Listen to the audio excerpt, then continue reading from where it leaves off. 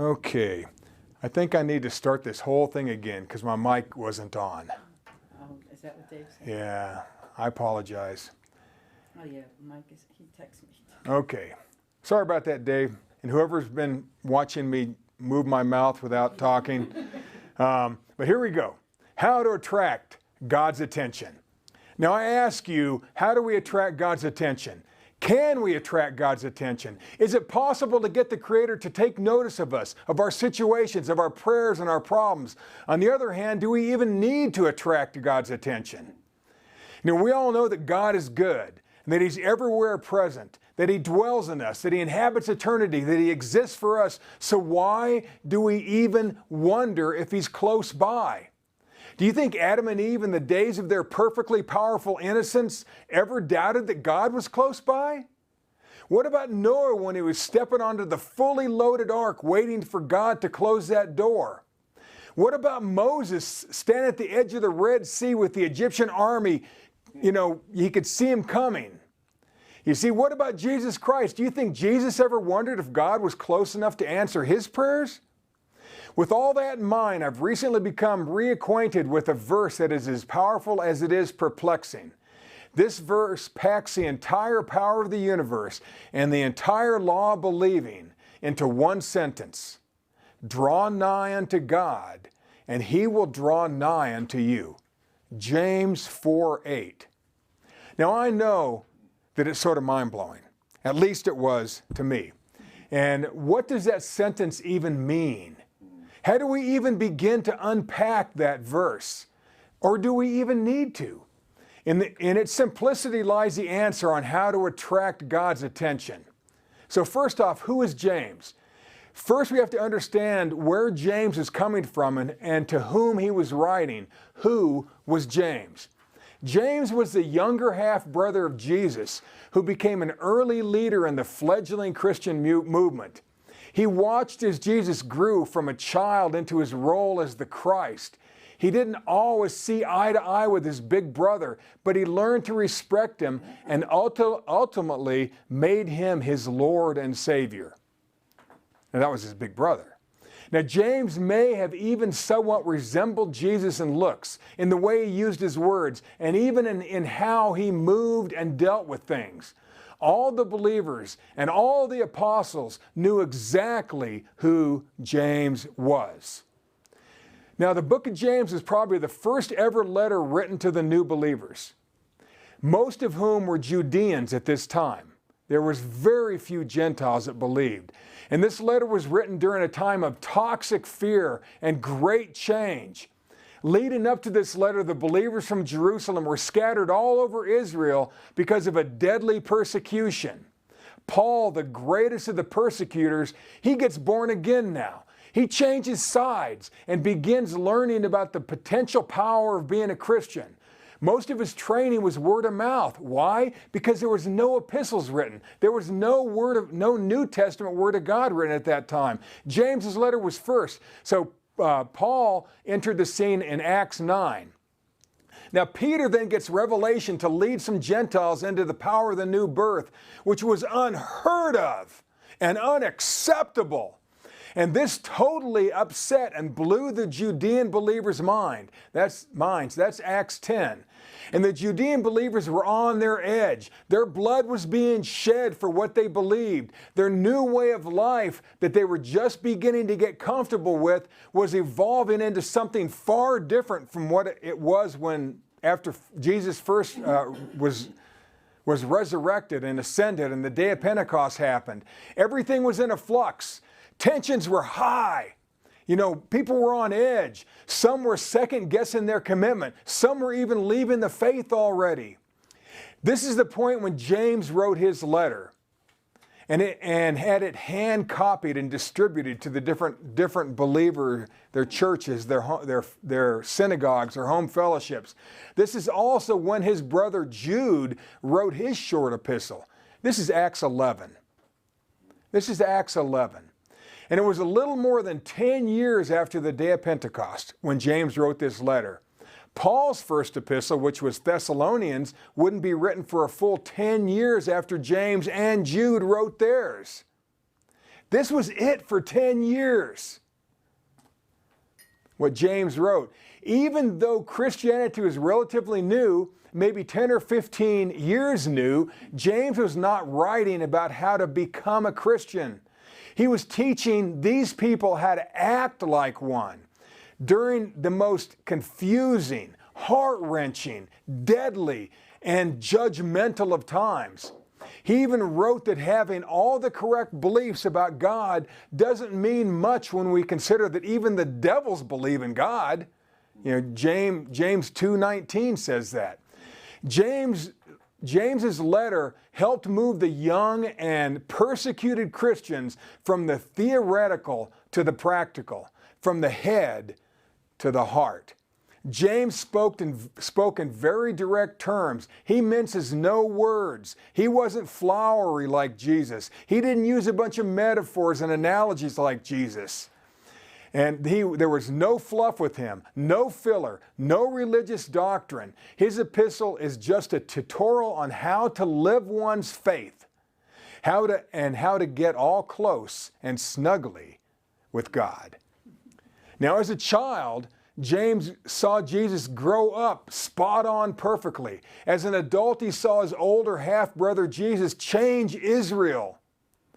You know, now a little more than 10 years after Jesus was crucified and rose from the dead, 10 or so years since the amazing gift was given on the day of Pentecost, things were beginning to fall apart already, and the believers were scattering all over Israel. James made it his mission to carry on the work of Jesus via his single God-inspired letter to the believer. There's got to be something big in this, folks. During your hardest of times, this letter had to be good. It had to hit the sweet spot. It had a huge job to do. His words needed to help people beat back fear with simple, well-chosen actions and thoughts. This letter, this book of James, had to be a primer, an introduction, a simple lesson on how to attract God's attention. Now, the book of James. And some of the lessons in James are, and I'm going to go through this real fast. Chapter 1 teaches us that our true faith holds up under pressure. Genuine faith looks at every challenge or difficulty as an opportunity to grow and to develop a deeper relationship with God. Chapter 2 shows us that genuine faith will motivate us to action. Now, true faith in the Creator will always be acted upon. True faith is always acted on. You may believe something and not act, but you will never have faith in anything that doesn't show up in your actions. Chapter 2, in chapter 2, is summarized with the statement, faith without works is dead. That's verse 17 and 26. So faith without works is dead. That's chapter 2. Now, chapter 3 is all about building each other up by controlling our words and our actions.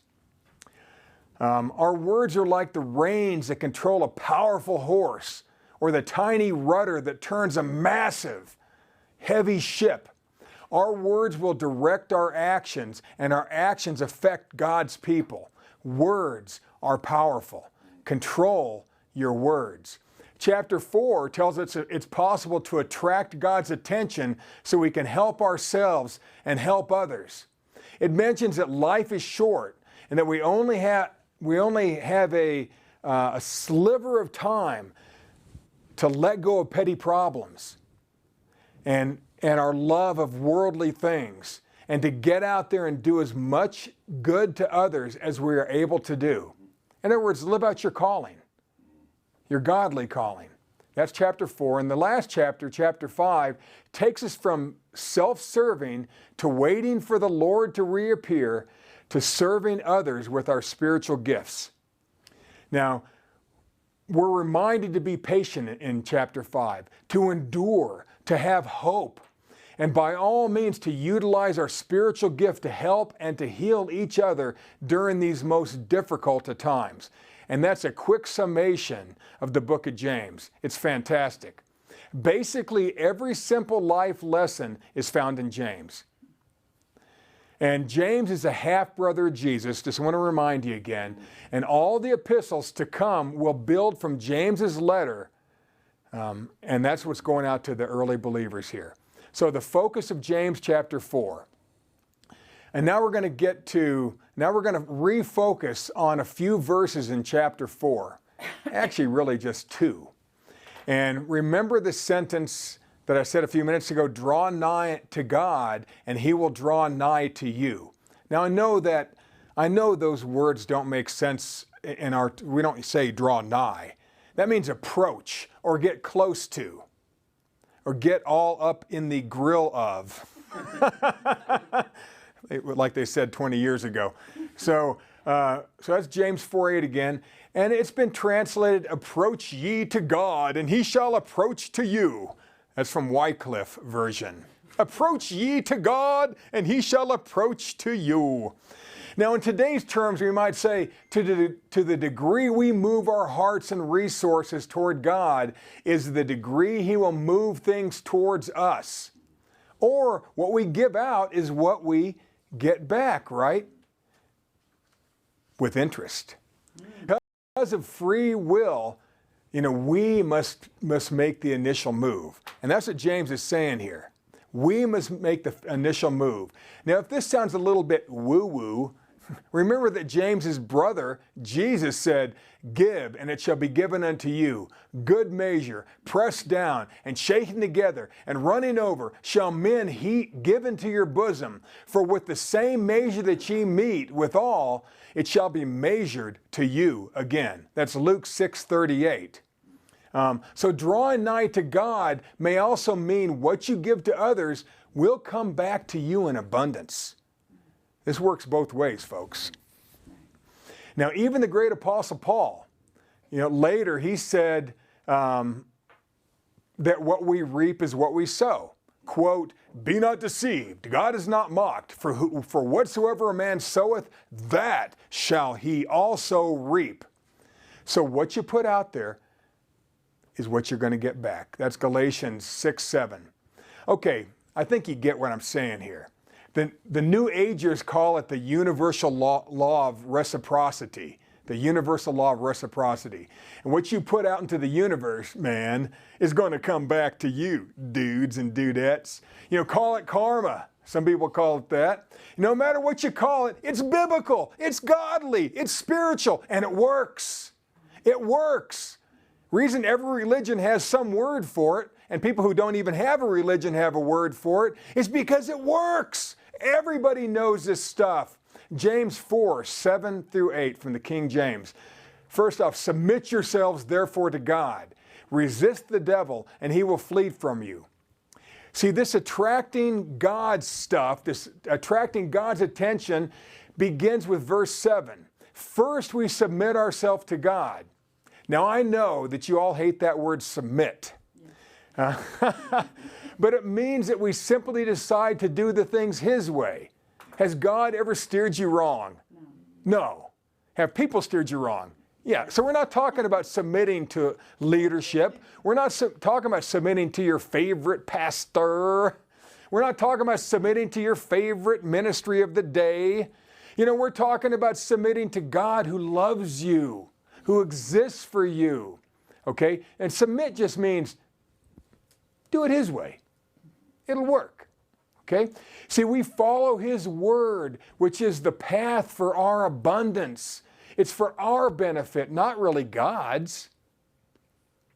I mean, what can you do for God? Except for help his people, right? Hey, I wonder if that's what submitting yourself to God means. I wonder if that's what drawing yourself closer to God really means. Get out there, use your gift, and help people with it. You see, secondly, we resist the devil. Okay, how many of you seen him? Oh, none of you? Okay. I didn't give you time to raise your hands, but we've seen the effects, right? But you've never seen him, and you never will. That means to stand, to resist the devil is to take a stand against him. Well, how do we do that? Why on earth would you want to go toe-to-toe with him? You see, you have never seen this creature that we call the devil, but you've all been viciously attacked by him and his lackeys. You see, we stand against this unseen foe by not getting sucked into doing things his way. That's how you stand against him. You stand against him by standing for God, really. You see, we live love, not indifference. I read once in a book called The War of Art that the opposite of love is not hate. The opposite of love is indifference. It's just waving somebody off, just not caring. You see, and we make it a point to help others when at that time all we can think of is ourselves. That's when you're really getting out of your own head, right? That's when you're really standing against the enemy, when you're ready to help somebody, when you feel like you're the one who needs all the help. It's hard to do. You see, it's not easy to resist shiny things that distract us. I mean, look at the world. It's fame and fortune, and everybody wants to be famous, want to be in the paper and on TV and the best in sports and all this, whereas that's not really the beauty of life. You see, it's not easy to resist the shiny stuff. That's what Eve got deceived by. She thought that the devil could give her more than God. And she gave her spirituality away and convinced her husband to do the same thing. So you can lose your faith, but it's hard. You know, now I mentioned the word faith a few times, and I've mentioned the word believing a few times, and they're not the same. They're the same Greek word, but they're not the same. And we'll get to this in a few minutes. So just hang in there. It's not easy to keep getting sucked into our culture at the expense of our beliefs. It's hard not to allow ourselves to be manipulated by hate, by anger, or the media. It's hard not to, whatever side you're on. You see? You know, what about self-hate and horrible self-talk? You think that comes from God? No, it's a manipulation, folks. It's just as bad to talk yourself down as to talk somebody else down. That's why in, was it chapter 3 of James, it talks about the tongue and controlling what we talk. It's talking about yourself too. Like I've said many times, if I talk to other people like I talk to myself, I would have no friends. I don't have that many to start off with. You know, so stop it. Stop the self-hate. Stop the hating of any type. Stop the indifference. It's hard to resist the devil, but we can do it. We're designed to do it. Now, verse 8, draw nigh unto God, and he will draw nigh unto you. Now, I don't want to run that verse into the ground. Well, yes, I do. Because it's important. It's the whole reason I'm doing this teaching. Now, my theme verse, draw nigh unto God, and he will draw nigh unto you, I think it's pretty big. You know, we must each on our own figure out what it means to get all up and close and personal to God. There's not one way to do it. Everybody wants a system. You're going to have to figure some of this stuff out, folks. You know, how it works for you may not work for me. You see, how do you get up close to God? You see, it's going to be different for each of us. There's no single way or simple formula. You already know how. That's what's cool. All of you already know how to do this. We just talk ourselves out of it. You see, you know, how did you get close with your bestie, with your best friend? Spend time with them. Yeah. You know, how did you attract your lover? Now, I know you're good looking, you see, and you have amazing beauty and incredible handsomeness. I get it. But it's really more about how you acted around them, how you made them feel. How you brought out the best in that person. That's why they love you, because you do something for them. Whether they're your lover or not, you have people at work like that. You enjoy being around them. Then you have people, I don't want anything to do with that person. Well, that's smart. Don't try to make friends with somebody who doesn't like you. It usually ends bad for you. Think about it. How can you bring out bring out the best from God? You know, how do you bring out God's best? Well, there's something we have to do. What are you willing to give out or do so you can bring God into closer focus? What do you have to do to draw God closer? Well, here we go. Now we're going to hit 2 points. And these sort of just blew my mind. And now these sound very religious, so bear with me. Okay, don't turn off right here at this point in the teaching. So cleanse your hands, ye sinners, and purify your hearts, ye double-minded. Okay, now this sounds a bit religious with the words cleanse and sinners and purify. Oh, the preachers love that verse. Cleanse your hands, you sinners. Purify yourself. Now let's break it down a bit. And the words cleanse your hands to the audience of the day. That's 41 to 46 AD. AD. You see, this means to ceremonially. Now remember, he's talking to people who just left the temple, who just became Christians, who had been raised in Judaism. They've been raised the way of Israel, of the Hebrew peoples.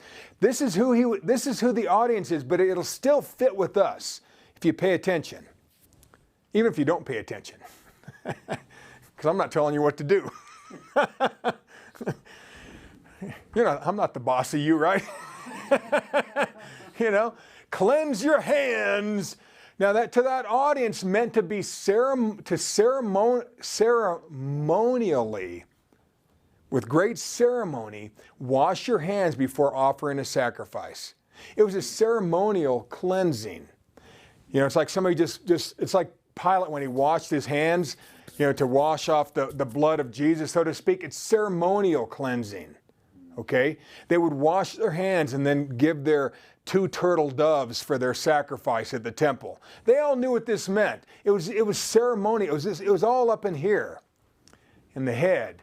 And remember, they were almost all of the Hebrew faith, and it's perceived duty. It's perceived duty over substance. You're just going through the motions. It's head over heart, okay? It's head over heart. You would rather somebody really love you with all their heart than somebody who doesn't like you just telling you they love you, right? Love you, bro. No, you don't. Or you do. So the word hand simply represents our ingrained actions, our upbringing, our belief system, I like to think. So your hands is what you're doing. It's your belief system. So so we ceremonially, wash our hands. We're going through some motions here. See, now one thing, your beliefs can change throughout your life, but your faith is bigger. Now, James speaks a lot about faith and a little bit about believing here. These are huge words. There's a huge difference, and I'll get into that in another teaching. But today, I want to say belief is human, but faith is divine. Faith is a state of being. Belief is an act of the will. Belief is a product of the mind. Faith is a product of the spirit and of the heart. Faith is believing with a higher purpose. We believe for, but we have faith in. You see, where faith doesn't fill in the cracks, fear will. So fear and faith are polar opposites. You see, I believe that China exists, but I know that knowledge that knowledge really doesn't change my life any. I could care less. You see, but faith in God, having the faith of Jesus Christ in us, now that's a life changer. Okay, all of your beliefs in who Jesus Christ is, what He does, has changed during your life. I know it has, because you're a human and you grow.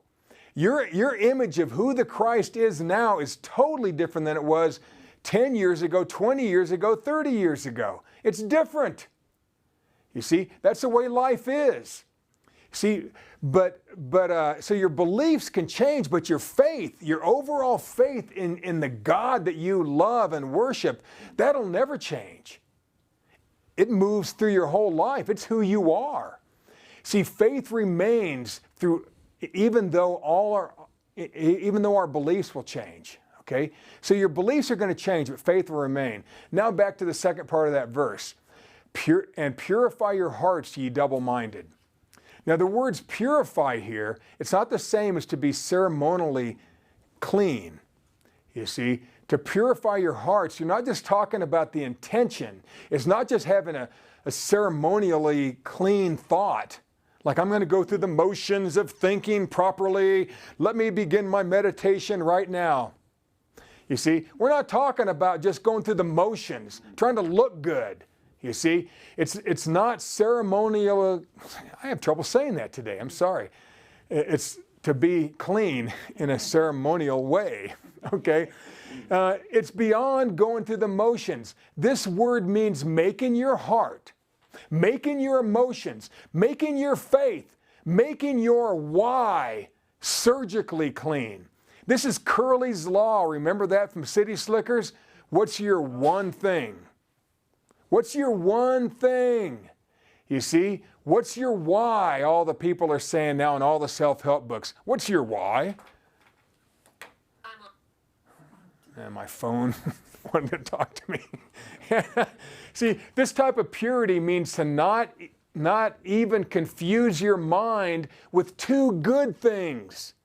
This is how pure the thoughts, this is what he's talking here, purify your hearts. Don't even confuse your mind with two good things, two good paths. It's not necessarily good versus bad here. It could be good versus good. This purity of heart is total freaking focus. It's total focus, total focus, total focus. See, a double-minded focus, even if it's good, will take even the best of us in two different directions. It's like two people. You ever been driven in a car and two people both have their GPS on, different ones? One has Google Maps, one has, has something else, Waze or something like that.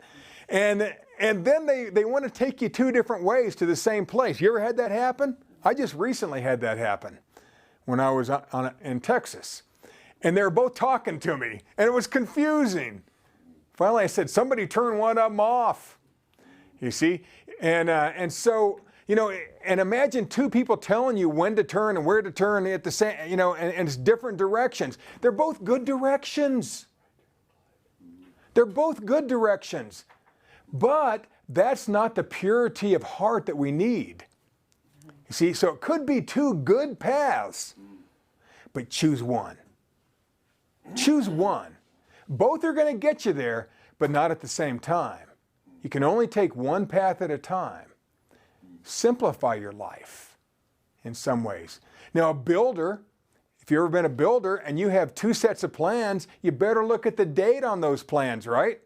Because if those dates, if you have a new version of plans and an old version and you're working off of both, you're going to make some mistakes. You're going to make mistakes. See, that's James 1:8.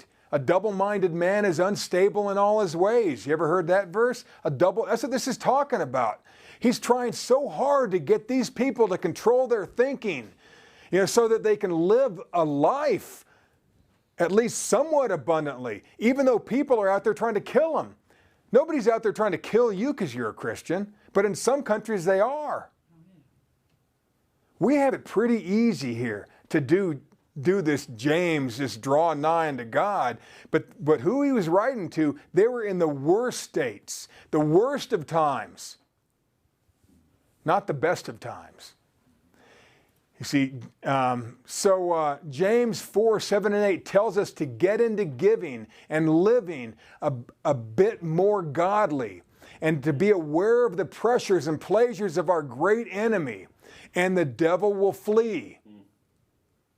Just get involved with God. Get involved with your gift. Get involved with your talents. Get involved doing the good that you're on this earth to do. And that's how you resist the devil, and that's how you draw closer to God. And you know what happens when you do that? All of a sudden, God starts moving to you. You start moving toward God. He starts moving to you. You start seeing Him clearer and clearer. You start seeing more and more blessings come. I don't care what's going on. I don't care if all hell's breaking loose, what country you live in. It works.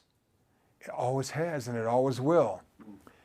You see? And so in the future, when the devil's removed, when there is no devil anymore, which will happen someday, we will once again live in a paradise similar to Adam and Eve before the fall. What a time that will be. You're still going to be you. You're still going to be able to make wrong decisions. Did you know that? But you're not. Somebody just said, I hope not. But you will. Because I know you will, because you're you. You're still going to be you. Because it's always free will. You have to be able to decide, right? But when you don't have the tempter trying to distract you from the right path, it's going to be a heck of a lot easier, folks. Adam and Eve had dominion over the earth in paradise. The only person who came close to that was Jesus Christ. He just figured a way to control his mind and to do what his brother's talking about here. And then he saw God clearly. He lived God clearly. And so can you. So can I. You see, when the devil's removed, we're going to see paradise again, folks. When you remove it from a piece of your life, you're going to see a bit of paradise. How would you like to live a little piece of paradise? You can. You can. You see, that's how we draw nigh unto God and why He will automatically be drawn to you. He can't help it. That's the way He set the whole thing up. You move toward Him, He moves toward you. You need something, He moves it towards you. You start moving toward that thing with believing and faith, then He's going to start moving that thing towards you through people or situations. It has to happen. It has to happen. I mean, if we need more of something on this earth, God can make it happen. Like I've said in other teachings, scientists have found that 50% of our water that's on earth right now predates our solar system and our sun. It's older than the earth. How is that even possible? That means it came from somewhere else or from some other time. How? God. What can God do for you? What can God do for you? Now, the final two points in James 4, 7, and 8 are really analogies of the duplicity of human nature, the mind versus the heart. We reason through what we think is right. We reason through what we believe and what we believe for. But the magic happens when we have a clear focus, a clear heart focus. Our mind is focused, our emotions are engaged, and we're spiritually motivated. Because we're body, soul, and spirit, right? You see, so draw nigh unto God, and He will draw nigh unto you. James 4:8 again. Or approach ye to God, and God will approach to you. You see, in a nutshell, that's how we attract God's attention. Now, I'm going to tell you about the elephant, the rider, and the path. Now, when I started studying this topic a few weeks back, of draw nigh unto God and He will draw nigh unto you. I like that. That turns me on. It gets me excited thinking about that. You see, well, I decided to reread a book that simplifies the complexities of behavioral change. God knows I need it. You see, and we are threefold people driving an elephant in a potholed world. And so we're body, soul, and spirit, yet those three are driven by our mind, our heart, and the environment we choose to live in. I'm going to say that again. We're body, soul, and spirit, yet those three are driven by our mind, by our heart, and by the environment that we choose. Now, in their book called Switch, How to Change Things When Change is Hard, Dan Heath and Chip Heath share how to change things up when life isn't working for us the way that we know that it should. You ever experienced that? Come on, things should be going better than this. Doesn't make any sense. I feel like I'm doing everything I can possibly do, yet it ain't happening. What's going on? Now, maybe I'm the only one on earth that has ever thought that. I've gone as far as to think, where are you, God? Like it's his fault because I don't have what I need. Well, it's never God's fault. I haven't approached him properly. And usually for me, I talk myself out of it with self-talk. You see, maybe it's something else. You see, in order to handle whatever behavioral problem we may face, they simplify it with 3 driving forces behind behavioral change. They mention the rational side, the emotional side, and the environment in which our change is supposed to happen. I'll hit these again. You see, now they use a wonderful metaphor throughout the book. Direct the rider, not writer, but rider. The rider of the elephant, motivate the elephant, and shape the path. And you're going to love the simplicity of the analogy and how it goes along with James 4. And these 3 parts represent our life and our life choices. You are the rider. You are the elephant. And you decide the path. So we've all heard about the left brain, right brain people, haven't you, right? In reality, we're all a mixture of both. All scientists say that. He's not just a right brainer, and she's not just a left brainer. We're all a little bit of both. You see, what about old brain, new brain for you science heads? The amygdala, old. The prefrontal cortex, new. Okay? If you're into studying the brain, the amygdala is the old part of the brain.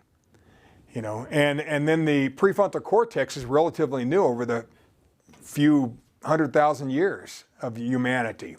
You see, mind versus body. You ever seen that? Romans 7 talks about that. Things I want to do, I don't do. The things I don't want to do, I do. Who shall separate me from the body of this death or from this dead body? Paul suffered from this. What about old man, new man? You ever heard of that? Colossians 3, 9, and 10. What about head versus heart? You ever heard that term? It's a head versus heart. What about rational versus emotional? Okay?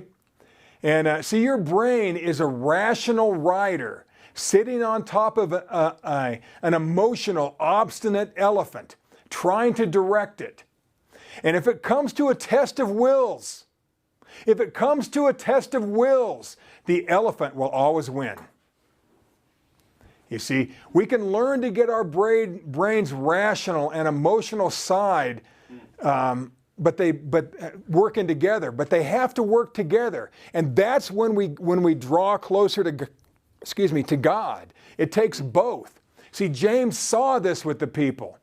Some people acting all emotional. Some people, logically, let's do A, B, C, D, E, F, G, and everything will be godly. Well, no, you got to pull them together.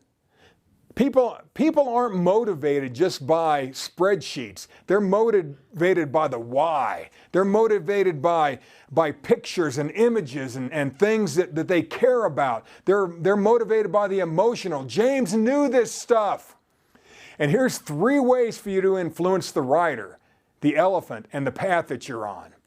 1, direct the rider. And this comes from the book, but in some of it's in my own words. So number 1, direct the rider. Have a clear and detailed direction. Focus on one specific necessary aspect of the change so the rider doesn't have to decide. Make it easy for the rider of the elephant. Make it easy for them. Have one direction, one set of directions, not 2 phones going at the same time. Okay? And don't make 100 resolutions. Maybe make 3 this year. Or better yet, just make 1. I'm going to change one thing this year. That one thing. Curly's Law. So direct the rider. Now, number 2, motivate the elephant. And know that we are all emotional beings. God made us this way. He knew it was going to be this way. And we must learn that the elephant will only move if he's motivated to move. He'll never move. Now, I've never tried to move an elephant. You see, I've tried to move like a 400-pound hog before. It was just laying there in this aisle when I was working at a livestock sale barn. And I didn't know how to move this thing. I was tapping it with my toe and I was screaming at it and I was tapping it lightly with my hand. Some old cowboy jumped over the fence. He pulled out something he called, this is my whooping stick. And he smacked that hog and it reared up, you know, and it squealed like a red-headed stepchild. And then it just ran into its gate where it was supposed to go. You see, I didn't know how to motivate that thing. Now, he motivated it by fear. Now, is fear a motivator? Negatives can be a motivator, yes. And now, the way I could have positively moved it is to put feed in there, food, because food would be a positive motivator. But I didn't have any food in my pocket. And but that's how it is. So you have to motivate the elephant to move. So what makes people move? What makes you move? So we must trigger its emotion. Now remember, you're not either or. You're not either the rational rider or the elephant. You're both. And it's both in one brain, one body. It's hard. God made it sort of tricky. But it makes it interesting. Hey, forget about it. So number 3, shape the path. See, make new habits easy. Make the path of change easy. Make it easy for that elephant to just go along, doop, de doop, de doop, de doop, thump, da thump, da thump, da thump, down to this little animal trail, okay, his elephant trail. Make it easy for him. You see? And so, for example, if you want to stop eating chips, you know what's a good thing to do? Don't buy them. Stop buying chips. Don't bring them into your house. You know, same thing with any habit. Okay, you fill in the blank of whatever habit you're trying to change this year. You see, just don't bring it into the house. Don't bring it into your life. You know, make it hard or make it easy. Make it really hard. If you're trying to quit drinking, make it to where you have to go to the bar. You got to leave your house, drive all the way there because there's nothing at your house. Make it hard. Or you're trying to quit smoking, don't buy them. You know, you figure it out. Whatever you're trying to change. You see, make it hard or make it easy. Now, one thing I talked about negative motivation and positive. They both work. They both can move, but what happens is when the pressure's on and negative emotions, you know, you're motivated by fear, your vision, it just gets hyper focused, and then you miss a lot of other things. Okay, so you know you have to be careful with that. Like somebody with that hog, I had to do it. I didn't, but the guy knew how to move it. You know, I helped a guy move this huge Belgian stallion into a pen, and I couldn't get it to move, and it was scary. You know, it was running around the pen. It was busting these big logs when it was kicking it, and I was hoping, I hope it doesn't kick me. And I was trying to, because usually you zigzag behind them and they walk where they want to go. And then I thought, well, I'm just going to motivate this thing. So I grabbed a flake of hay and I put it in the trailer and it just went clump, clump, clump, clump, clump. And they walked right up, closed it, it was done. I thought, man, I should have done that 30 minutes ago.